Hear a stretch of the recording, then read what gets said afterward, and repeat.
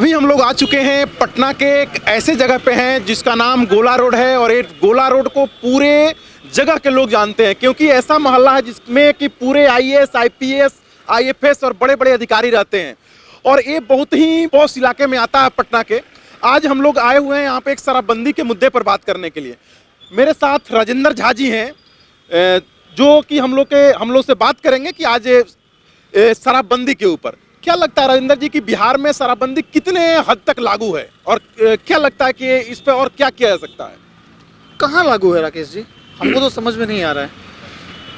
देखिए, अगर लागू होता तो प्रमुख दो कारण से शराबबंदी जो है वो सफल हो जाता। सरकार का जो एक चर्चित और इसको एक आप कह सकते हैं कि अविश्वसनीय जो व्यवस्था नीतीश कुमार ने बनाया था वो अच्छा हो जाता। लेकिन आप हमको 3 पॉइंट बताइए। आपको गांव में, मोहल्ला में, हर जगह आपको शराब मिलेगा। किसी भी पुलिस वाले पे कार्रवाई हुई आज तक नहीं हुई। आप जो है वो रेगुलेशन फॉर्मेशन का डेटा निकाल के आप देखिए, वहाँ पे आपको हर एक दिन, हर एक शहर में, हर एक गांव, हर एक पिठंबड़ा, हर एक महकमा में तकरीबन मेरा बात आप मान के चलिए, कम से कम जितनी डेथ आपका हुआ है, आप ग्लोबल हेल्थ केयर का रिपोर्ट भी निकाल लीजिएगा जो बिहार को लेकर के पब्लिश हुआ था। उसमें भी ये दिया गया था कि मोर देन 7,000 आदमी जो है वो सरकार का आंकड़ा है, उस आंकड़े में हर एक महीने मरता है। चूँकि ये पॉपुलेशन के हिसाब से कम है, लेकिन तो शराबबंदी कहाँ है? आप आए दिन आप यहीं पे पटना में खड़े होइए, यहीं पे आप 200 रुपये दीजिए, 300 रुपये एक्स्ट्रा दीजिए, वो शराब मिल जाएगा आपको यहाँ पे। आप पीना अच्छा बात है, तो नहीं पिएंगे तो मरेंगे कैसे? पीना भी तो है। अगर सरकार के द्वारा जो है जब ऐसा घटना घटता है तो होमगार्ड के जवान को और चौकीदार को सस्पेंड कर दिया जाता है। तो उससे नहीं होगा ना। आप बड़े बड़े महकमा में जाइए ना। अभी तो आपका एक आईएएस एक सीनियर पदाधिकारी थे जो दिल्ली से आ रहे थे, वो भी तो आपके होम मिनिस्ट्री के थे। उनके गाड़ी में शराब मिला था बरौनी में। क्या हो गया? कुछ हुआ? 16 बोतल शराब था।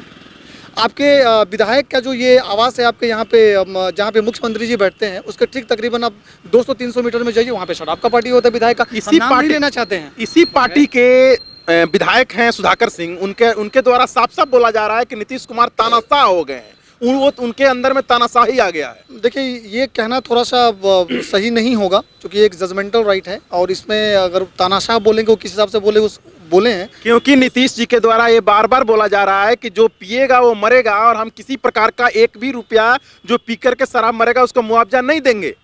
देखिए, इसमें 2 बातें हैं, आपको राकेश जी समझना पड़ेगा। सुधाकर जी का क्या बयान था वो मैंने सुना नहीं, उसके बारे में मैं आपको नहीं बता सकता हूँ। लेकिन नीतीश कुमार जी का क्या है, अगर उन्होंने कुछ एक विज़न लेकर के शराबबंदी किया था तो उसका उनको बैक रूट में जाना चाहिए था। पिछली बार जब आपका विधानसभा में ये सवाल तेजस्वी यादव ने पूछा था तो ये लेकर के एक बहुत बड़ा बहस हुआ था। आप मुझे एक बात बताइए, कितने आईएएस का सस्पेंशन हुआ है? कितने आईपीएस का सस्पेंशन हुआ है? कितने ऐसे ओसी हैं, कितने ऐसे दरोगा हैं जिनको वहाँ से नौकरी से निकाल दिया गया शराब के लिए? कि आपको नहीं पता कि हर एक महकमा में शराब मिलता है? तो यहाँ एक जरूर फेल्योर है। लेकिन अब जो शराब पिएगा तो मरेगा ही, मरना ही है। वहाँ तो बोतल में क्लियरली से लिखा हुआ है कि भैया ये गलत है शरीर के लिए, आप मत पीजिए, हानिकारक है। फिर भी आप पीने जाते हैं तो मरेंगे। सरकार ने दे दिया है, फिर भी आप कर रहे हैं, तो किस बात का देंगे आप? ये दूसरा पहलू है। आप बोल रहे हैं कि भैया हमको दो पैसे दो, तो मर गए, उसके कुछ अनुशंसा दे दो। जो पीने वाला था वो तो पी के मर गया, लेकिन उसके परिवार का क्या होगा? उसके परिवार के क्या दोस्त थे? उसके परिवार की क्या गलती थी? उसके बच्चे की क्या गलती थी? उसका परिवार का कोई दोष नहीं है, लेकिन परिवार को तो समझाना चाहिए कि भैया शराब मत पियो, जबकि सरकार ने परोक्ष रूप से और परोक्ष रूप से अगर मना करके रखा हुआ है कि नहीं पीना है तो क्यों होगा? अरे आप ग्लोबल हेल्थ इंडेक्स क्यों नहीं देखते हैं? जब सरकार अगर कोई चीज़ लेकर के आई है तो आपके भले के लिए लेकर के आई है। लोग यहाँ पे आप देखो कि एक्सीडेंट का रेफल कम हो गया है। आप देखो कि क्राइम जो है वो स्टेट फॉरवर्ड में कम हो गया है। आप देखो कि लोगों का जो एक जीने का जो एक रास्ते में जो एक चलन होता था वो आदमी का बदल गया है। तो आप पॉजिटिव पॉइंट नहीं देख रहे हैं, खाली निगेटिव पॉइंट देख रहे हैं। हाँ, निगेटिव भी ज़रूर है कि हर एक आदमी को मापदंड का एक दायरा के सीमा में लेके आना चाहिए और करना चाहिए। क्यों करना चाहिए? क्योंकि ये हर एक सरकारी अधिकारी का जिम्मेदारी है कि शराबबंदी अगर है तो शराबबंदी को सफल बनाने के लिए सरकार का जितने भी सारे योजना है उसको ज़मीन पर भली भांति पटल पे लेके आए। अगर नहीं लाते हैं तो उनका फेल्योर है, उन पर कार्रवाई होनी चाहिए, निश्चित तौर पे होनी चाहिए, ये तो मैं कहूँगा। तो प्रशासन क्या कर रही है? प्रशासन कोई भी तो लापरवाही है। प्रशासन के आंखों के नीचे, उसके नाकों के नीचे, अभी देखिए कल की घटना है रूपसपुर थाना क्षेत्र के रूपसपुर यही बगल में कल 60 शराब की अवैध भट्टियां को तोड़ा गया है। क्या लगता है कि पुलिस के बिना मिलीभगत की अवैध भट्टियां चलाई जा रही है? निश्चित तौर पे यही तो मेरा सवाल है, यही मेरा सवाल है कि क्यों पुलिस वालों पे क्यों नहीं कार्रवाई हुई? उस आईएएस की जिम्मेदारी क्यों नहीं तय हुई? उस आईपीएस की जिम्मेदारी क्यों नहीं तय हुई? वो भले आदमी जो शराब पी के मर रहे हैं, जो कि सरकार के द्वारा बंद किया गया है, किसी के नाक के नीचे में अगर वो हो रहा है तो उसका जिम्मेदारी कौन लेगा? मेरा सवाल यहीं पे है। हम ये नहीं कह रहे हैं कि ये क्या गलत है क्या सही है। अगर ये गलत नहीं है तो सरकार ने बंद क्यों किया? उसका तो रेवेन्यू आता था 8,000 करोड़ रुपया, वो तो बंद हो गया ना। तो कोई भी सरकार अगर अपना 8-10 हज़ार करोड़ रुपया का नुकसान करा के, हो सकता है ये आंकड़ा ज़्यादा हो, मैं कम बोल रहा हूँ क्योंकि इसके बारे में मुझे आइडिया नहीं है, बट इसका रेवेन्यू आता था तो किसी ने अपना तो कम किया। कम क्यों किया ये भी समझना बड़ा जरूरी है। लेकिन कम करने के बाद में अगर 4 साल 5 साल से बार बार होर्डिंग के थ्रू से, मीडिया के थ्रू से, टीवी के थ्रू से, ऐड के थ्रू से, पेपर में बड़े बड़े ऐड दे करके बोल लीजिए कि भैया शराब मत पियो मत पियो मत पियो, आप पी रहे हो। लेकिन जहरीली शराब जो कि बिहार में बनाई जा रही है उसके ऊपर तो मेन शिकंजा कसना चाहिए ना, जो कि नीतीश के कोई भी प्रशासन के द्वारा इस प्रकार का कोई शिकंजा नहीं कसा जा रहा है, खुलेआम छोड़ दिया जा रहा है। राकेश जी, मैं आपको यकीन दिलाता हूँ, मैं आपको निश्चित तौर से यकीन दिलाता हूँ कि किसी भी आईएएस और आईपीएस अधिकारी की जिस दिन जिम्मेदारी तय हो गया सचिवालय से, आप यकीन मानिए 7 दिन में आपको टर्न अराउंड मिल जाएगा। लेकिन वो जिम्मेदारी तय कौन करेगा? इनके इलेक्शन फंड के पैसे कहाँ से आएंगे? आपको पता है शराबबंदी से इनके इलेक्शन फंड के पैसे कहाँ से आते हैं? ये तो इससे पहले भी एक रविश का एक रिपोर्ट आया था, आपने देखा होगा, वहाँ से भी दिया गया था। फिर आपका अंजना ओम कश्यप ने एक बार बोला था, वो भी आपने देखा होगा। तो ये कहाँ है? ये तो ऑलरेडी है, ये ग्राउंड पे है। तो ये जब तक एक मॉनिटरिंग बच्चों के, गृह विभाग किसके पास में है? नीतीश जी के पास में है। उन्होंने क्या कर लिया?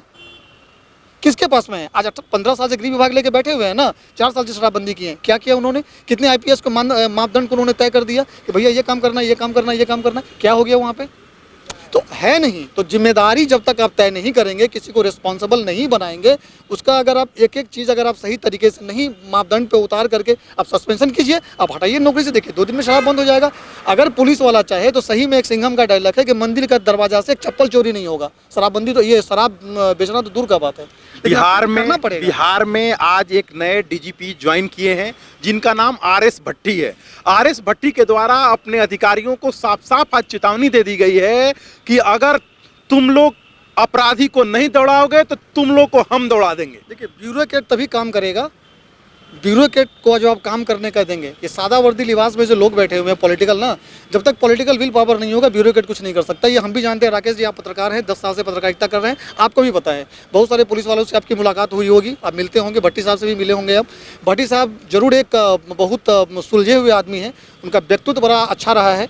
जब लालू यादव का राज था तो भी उन्होंने, जिस समय डीएम खैनी मल के लालू यादव को देते थे, उस समय वो ऐसे आईपीएस होते थे जो लालू यादव का गाड़ी डुकवा करके उनका चालान कर दिया करते थे। तो वो एक बार सुलझे हुए लोग हैं। अब क्या करेंगे वो तो आज आने वाला समय बताएगा, बट विल पावर होना चाहिए और पॉलिटिकल विल पावर होना चाहिए। लोगों का कहना है कि आरएस भट्टी अब आ गए हैं तो सारे बिहार की भट्टियां आरएस भट्टी में झोंक देंगे। भगवान करे ऐसा हो, लेकिन हमको नहीं लगता। जितना मैं जानता हूँ, मैं थोड़ा सा पॉलिटिकल पेपर पढ़ता हूँ, न्यूज़ देखता हूँ, और थोड़ा सा मैं इस चीज़ से जुड़ा हुआ हूँ, तो मुझे पता है नहीं हो पाएगा। जब तक पॉलिटिकल विल पावर नहीं आएगा नहीं होगा। चलिए, मेरे साथ एक और लोग हैं, हम उनसे भी बात करने का प्रयास करेंगे। सर, आप भी इधर के लोकल आदमी हैं, क्या लगता है कि ये शराबबंदी कितनी धरातल पे लागू है?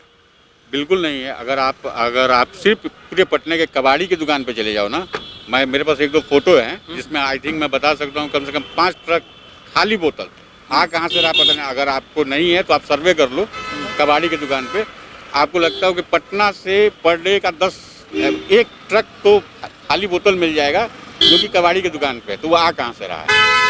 पहला बात तो ये है कि वो कहाँ से रहा है। अभी कल के डेट में पटना राजधानी में, जो कि राजधानी का पॉश इलाका है जहाँ पर कि पूरे पुलिस महकमा बैठता है, यहीं पर जस्ट नहर के उस पार से कल 60 अवैध भट्टियां मिली है। ठीक है सर, तो वही तो मैं कह रहा हूँ कि बंद कहाँ है? 4 साल के बाद भी अगर कबाड़ी की दुकान से 1 ट्रक अगर आपको दारू का बोतल मिल रहा है तो कहाँ से रहा है और बंद कहाँ से रहा? और अगर प्रशासन को इसके बारे में कोई नॉलेज नहीं है तो प्रशासन सो रही है, क्योंकि इतने बड़े तबके पे अगर आप 4 साल से कह रहे हैं कि शराबबंदी है, उसके बावजूद मेरे पास तो फोटो दिखा दूंगा कि बियर से लेकर उसका इतना फोटो मैंने उसको खींचा था आज से 1 साल पहले कि कहाँ से रहा भैया? सरकार कहाँ है? सरकार कहाँ अगर है तो सोई हुई क्यों है? अगर आप बंद कर रहे हो, ये तो एक तरह से हो गया है ना कि ठीक है भैया, पहले क्या होता था, एक उत्पाद एक डिपार्टमेंट था जिसका पैसा आता था और सरकार में बंटता था, सरकारी काम में लगता था, अब जेब में जा रहा होगा। क्या करना चाहिए? शराबबंदी को चालू रखना चाहिए कि उसको चालू करना चाहिए या फिर उसको बंद कर देना? सर, मैं छत्तीसगढ़ गया था, वहाँ 2 चीज़ें मैंने देखी जो मेरे को अच्छा लगा। एक तो शराब उस लेवल का मांगा है कि हर आदमी के पहुंच की चीज़ नहीं है। सेकेंडली उसने वहाँ पीने का जगह नहीं था, तो आप बोतल लीजिए घर पे पीजिए या फिर वाइन शॉप में पीजिए, मतलब बार में पीजिए, जो कि बाहर काफ़ी कॉस्टली था। तो लोग बाकायदा घर में, और छत्तीसगढ़ में काफ़ी शांति है। अगर आपको शराब लागू बंद करने से अच्छा लागू अगर आप करते हैं तो घर पे लोग पिएंगे अपना। आप ऐसा कीजिए कि पहुंच के बाहर कर दीजिए, हर आदमी के पहुंच के चीज़ के पर मत रखिए। जैसे कि जो 200 का बोतल उसको 1000 का कर दीजिए, हर आदमी के पहुंच का नहीं होगा। हर कोई पी के 1000 का, तो हर कोई के पहुंच के नहीं होगा। तो जो लोग खर्च करेंगे तो लिमिटेड पिएंगे। आपका क्या नाम हुआ आपका? मेरा नाम भूपेंद्र हुआ। देखिए, भूपेंद्र जी का कहना है कि आप इसको महंगा कर दिए ताकि कम से कम जहरीली शराब से तो लोग नहीं मरेगा। जो गरीब तबके के लोग हैं, जो 10 से 20 रुपया के बोतल जा करके और प्लास्टिक के जहरीली पाउच खरीद करके जो लोग पी करके मर जाते हैं, कम से कम वैसे लोग तो बचेंगे। यही आपका कहना है ना? जी सर, मैं बिल्कुल यही कहना चाहता हूँ कि आप उसको लागू कीजिए, पर आप कॉस्टली कीजिए। अब ये क्या है कि 10 रुपया नशा, जिसको नशे की आदत है ना, वो छोड़ेंगे नहीं, कहीं ना कहीं वो नशा कर ही लेंगे। तो वो गलत चीज़ पे यूज़ करेंगे, यहाँ स्मैक लेंगे, वो लेंगे, वो उससे उनका हेल्थ खराब होगा। गंदी शराब पी लेंगे, महुआ मिल जाएगा, ये कुछ भी पिएंगे। तो बेहतर भैया आप एक लिमिट बना दो, इतने रेंज में का रख दो कि जो आदमी रोज़ नहीं पी सकता वो मंथली पिए, वो लिमिट में पिए, अच्छा चीज़ पिए। और उससे सरकार को भी फंड है, आप सबसे ज़्यादा राजस्व वही देता है। तो आपके बिहार के भी आपने यहाँ बंद कर दिया, यूपी वाले कमा रहे हैं, छत्तीसगढ़ वाले, झारखंड वाले कमा रहे हैं। अगर वहाँ से शराब आ रही है तो वो बेनिफिट तो यूपी सरकार को मिल रहा है या छत्तीसगढ़ सरकार को मिल रहा है। ऐसा हम क्यों करेंगे कि अपने? जितने लोग आज तक मरे शराब पी करके, नीतीश सरकार के द्वारा साफ साफ बोला जा रहा है कि हम कोई भी मुआवजा नहीं देंगे, हमको उनसे कोई मतलब नहीं। नहीं, मुआवजा देंगे नीतीश जी, वो भी ठीक है, शराब अच्छी चीज़ नहीं है, उसमें मुआवजा का डिमांड करना भी गलत है। पर आपको इस बात के लिए आप एक्सेप्ट कीजिए कि हम फेल हो गए, क्योंकि आज भी लोग मर रहे हैं शराब पी के। 4 साल के बाद भी जहरीली शराब आ कहाँ से रही है? अगर आप नहीं पकड़ पाए और 4 साल में आप लागू नहीं कर पाए इस चीज़ को, इतने स्ट्रॉन्ग में आपने मतलब आपने छात्र उसको लगा दिया, टीचर को भी लगा दिया, हर जगह ये कर दिया, उसके बावजूद भी अगर आ रहा है। पुराने डीजीपी जो थे उनके द्वारा साफ साफ बोला गया कि मैं इसमें फेल्योर रहा हूँ और मुझे, वो तो रिटायर भी कर गए, लेकिन उनको लगा कि नहीं, उनका कहना था कि मुझे मतलब कि जो अभी तक गिलन हम महसूस कर रहे हैं कि नहीं, मैं जो हूँ सो मैं फेल्योर हूँ। तो ये अभी नया बिहार में एक नए डीजीपी ज्वाइन किए हैं, आर एस भट्टी। जी, मैंने पढ़ा आर एस भट्टी, जिन्होंने साहबुद्दीन को गिरफ्तार किया था इलेक्शन के टाइम में। उनका एक अच्छा छवि रहा है, और इलेक्शन के समय में पहला वही शख्स है जिन्होंने उनको गिरफ्तार किया था। एक ईमानदार छवि के लोग हैं वो। और मुझे लगता है कि 2024 और 25 का भी इलेक्शन उन्हीं के सर के ऊपर रहेगा। सर, वो बहुत अच्छे आदमी हैं, और होप करते हैं कि अगर वो, क्योंकि एक्चुअली क्या है ना कि प्रशासन का टाइट होना बहुत ज़रूरी है। अगर प्रशासन टाइट होगा तो मोस्ट प्रोबेबली हो जाए। पर एक्चुअली क्या है ना, उनके ऊपर भी अब कितना वो प्रेशर में आते हैं, क्योंकि अब तो सरकार है, सरकार के अगेंस्ट आप कितना जा सकते हैं। पर उनका एक छवि है, और आई थिंक वो कुछ करेंगे, हमको होप है। चलिए, आप अभी तक देख रहे थे न्यूज़ 17, और इस पॉश इलाके के लोगों ने क्या कहा शराबबंदी पर, इसके ऊपर आप कमेंट करके जरूर बताएं, और वीडियो को अधिक से अधिक शेयर किए ताकि ये वीडियो डायरेक्ट नीतीश कुमार तक पहुंचे।